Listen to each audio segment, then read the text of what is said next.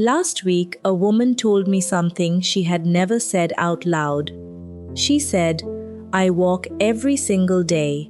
Rain, cold, doesn't matter. And last Sunday, I couldn't get up off the floor without holding on to the couch." She was 63.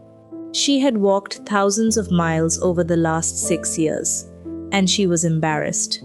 Sit with that for a second, because if you're listening to me right now, there's a good chance you've had your own version of that moment. The jar that wouldn't open, the suitcase you asked someone else to lift, the stairs that got longer without anyone moving them. And here's the part that stings. You did what they told you to do. You walked. So let me ask you something, and be honest, because nobody is watching you right now. Have you ever wondered, quietly, whether walking is actually enough? Hold on to that question, because the answer is not what either side of this argument wants you to hear. And in the next few minutes, I'm going to show you what your body has been trying to tell you for years. Let me start by defending the walk. I'm not here to take it from you. I've seen too many people my age get talked out of the one thing they actually enjoy and then do nothing at all for 2 years. So let's be clear about what walking does, because it's not small. There's a study that followed almost 48,000 adults across 15 different research groups around the world. They wanted one answer: how many steps a day actually keeps you alive longer? And for people over 60, the number was smaller than anyone expected. Somewhere between 6 and 8,000 steps a day. That's it. After that, the curve flattens out. The 10,000 steps you've been chasing since 1998, that number came from a Japanese pedometer ad in the 60s. It was marketing. It was never medicine. 6,000 steps. That's a real number, and for most of you, it's an hour of your day. And it goes deeper than that. There was a trial where they took 120 older adults who had been sitting still for years. Half of them started walking 40 minutes a day, 3 days a week. 1 year later, they scanned their brains. The walkers had grown their hippocampus by about 2%. The hippocampus is the part of your brain that holds memory, and it's the part that shrinks first when things start to go wrong. 2% doesn't sound like much, but it means they had turned the clock back 1 to 2 years inside their own skulls. And there's one more, and this one I love, because it's about something you already control. Researchers looked at genetic data from over 400,000 people in Britain. Not how much they walked, how fast, and the people who walked briskly, who walked like they had somewhere to be, had longer telomeres, which is the little cap on the end of your DNA that frays as you age. The difference between a slow walker and a brisk walker by middle age came out to something like 16 years of biological age. 16 years, same walk, different pace. So no, I'm not taking your walk away from you. The walk is real medicine, and it costs nothing, and it's waiting outside your door right now. But here's where I have to be honest with you, and this is the part that took me years to accept about my own body. Walking will not save your muscle, and after 50, your muscle is the whole game. Let me tell you what's happening under your skin right now, whether you like it or not. Starting somewhere in your 30s, you lose between 3 and 8% of your muscle mass every decade. Quietly. No pain, no symptom, nothing on a blood test. And after 60, that number doesn't stay polite. It accelerates. Some research puts it closer to 15% a decade after 60. Do that math slowly, because most people never do. From 30 to 70, the average person loses about a third of their strength. And nobody tells you, because it doesn't happen on a Tuesday. It happens the way erosion happens.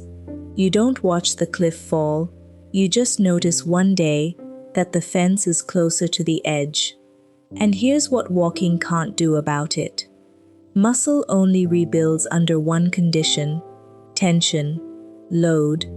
Something heavy enough that your body decides, this is a problem, I need to grow to solve it. Walking on flat ground doesn't create that signal. Your legs already carry your body weight all day long. They've solved that problem. They're not going to build anything new for it. The reviews say this plainly. When researchers compared exercise types in older adults with muscle loss, resistance training, and mixed programs improved strength. Pure aerobic work did not. Not because walking is worthless, because walking is answering a different question. Walking keeps your heart going. Strength keeps you going. Those aren't the same thing, and after 50, confusing them is expensive. Now let me show you the number that changed how I think about all of this. There's one test doctors use that predicts death better than almost anything else they can measure. Not cholesterol, not blood pressure, not your weight. Grip strength. They hand you a device, you squeeze it as hard as you can, and that one number tells them more about your next 10 years than most of what's in your chart.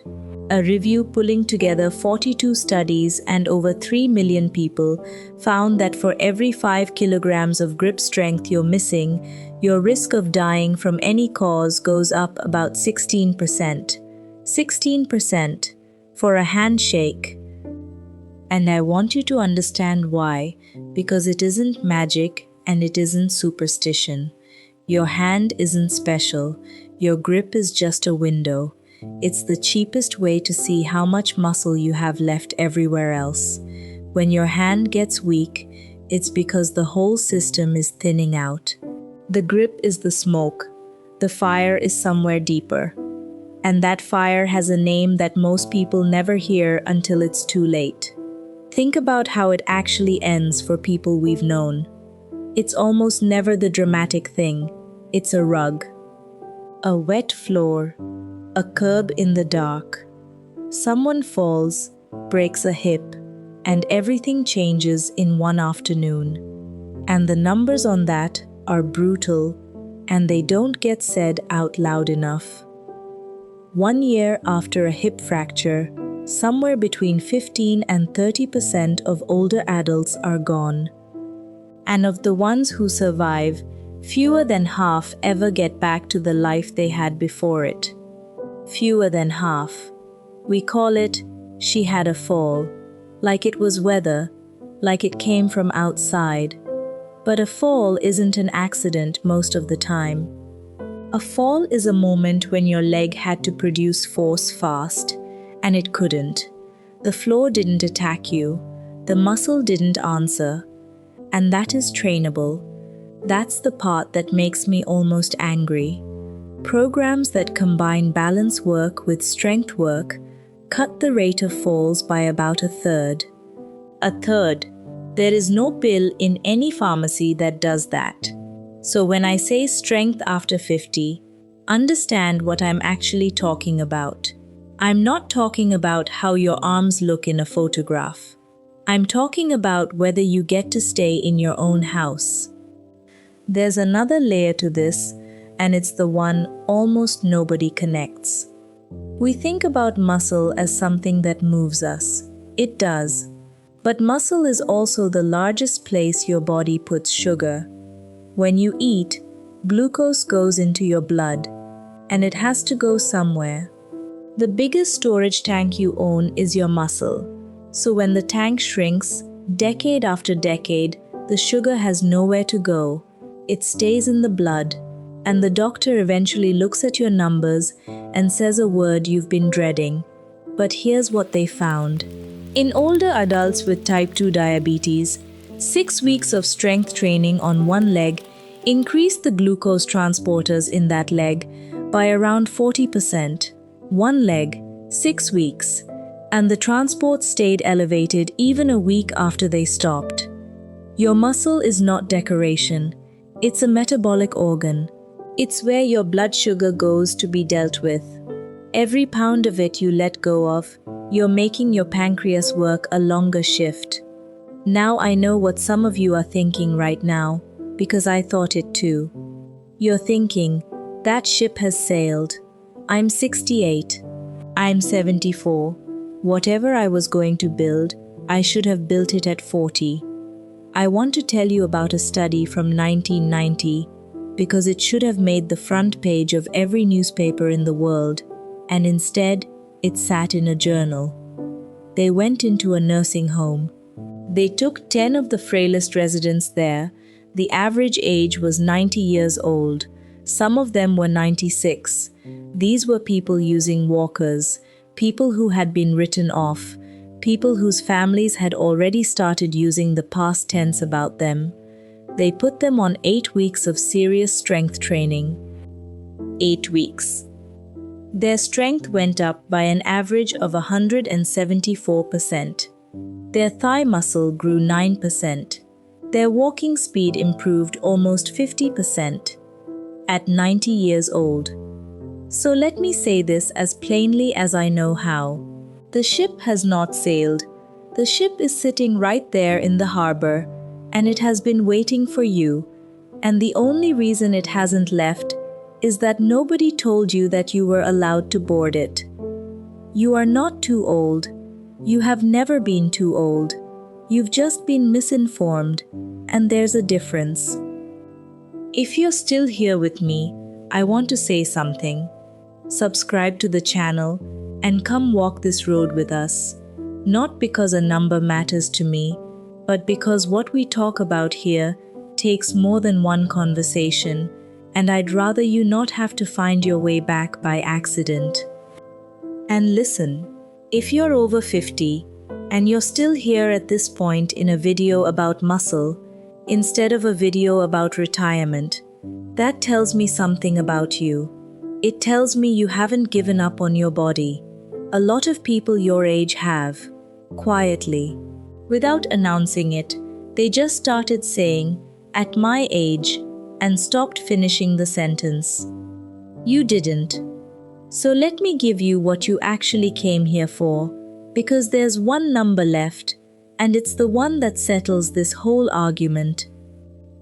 Everything I've said so far might sound like I'm about to tell you to quit walking and buy a gym membership. I'm not. And the research doesn't say that either. Here's what it says.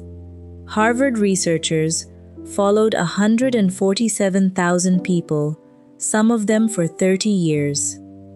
They wanted to know what happens when you do both, cardio and strength, not one or the other.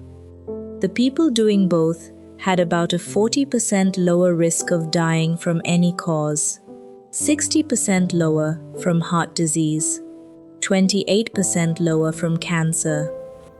The benefits stacked. They didn't overlap, they added. Which means every hour you've spent arguing with yourself about walking versus the gym has been an hour spent answering a question that was never a real question. It was never or, it was always and. And now, here's the part that will surprise you, and it's the reason I don't want you to feel intimidated by any of this. Another review, 16 studies, asked how much strength training you actually need before the mortality benefit shows up. 30 to 60 minutes a week. Not a day, a week. 40 minutes a week was where the lowest risk of death showed up. And past about an hour, the extra benefit for longevity mostly flattened out. 40 minutes. That's less time than you spend deciding what to watch tonight. So let's talk about what that actually looks like in a real life, not a magazine life. Because when I say gym, I know what image just appeared in your head. Mirrors, loud music, a 24-year-old in headphones judging you, machines with diagrams that make no sense, Forget all of it. That's a building. It's not the medicine. The medicine is load, something heavy, and your body working against it, and you doing it again next week with something slightly heavier. That's the whole science. Everything else is decoration. It can be a chair. Standing up from a chair without using your hands 10 times is a leg exercise. It is not a lesser version of one. Do it slowly, and it's harder. It can be your groceries. Carry them, both hands full weight, and walk further than you need to before you set them down. That's grip strength, that's core, that's your spine learning to hold itself. It can be 2 bottles of water sitting on the floor by your couch, and you pick them up every time an ad comes on. It can be the stairs, taken on purpose instead of avoided. And yes, it can be a gym, with dumbbells and a bench and a person who knows what they're doing, showing you 3 movements. That's a wonderful option, and I'd take it if you have it.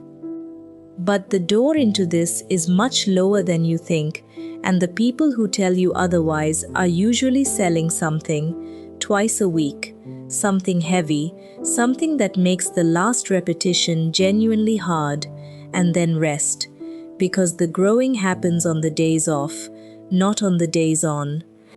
And on the other days, walk 6,000 steps, and walk like you have somewhere to be, because pace is free, and pace is where a lot of that benefit lives. That's it. That's the protocol. It fits on a napkin. I want to come back to that woman. 63 years old. Thousands of miles walked. Couldn't get off her own floor.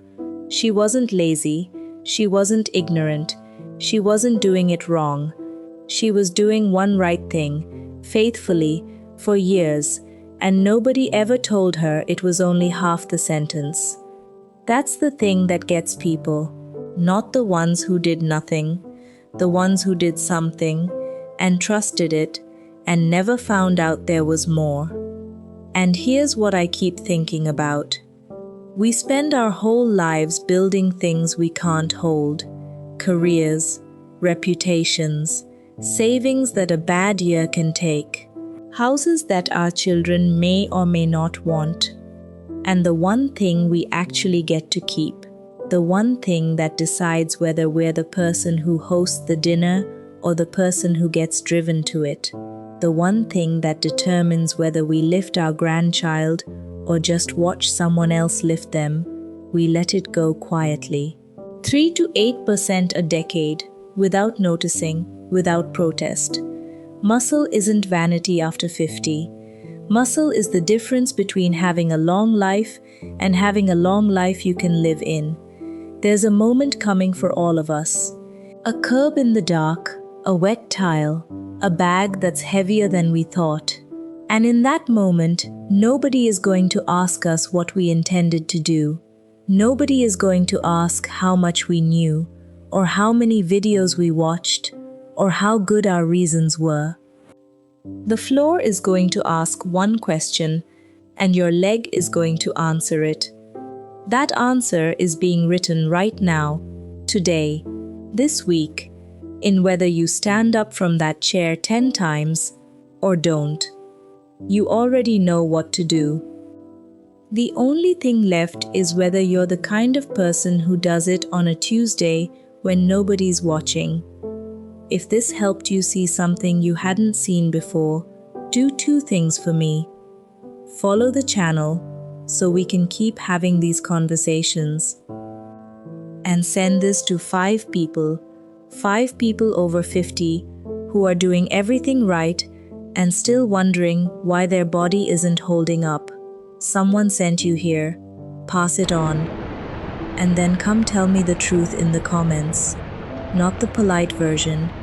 Tell me the moment you noticed. The jar, the stairs, the floor, whatever it was for you. Say it out loud here, because somebody reading it is going to feel less alone. And tell me what you want us to talk about next. I read them. I choose from them. I'll be here.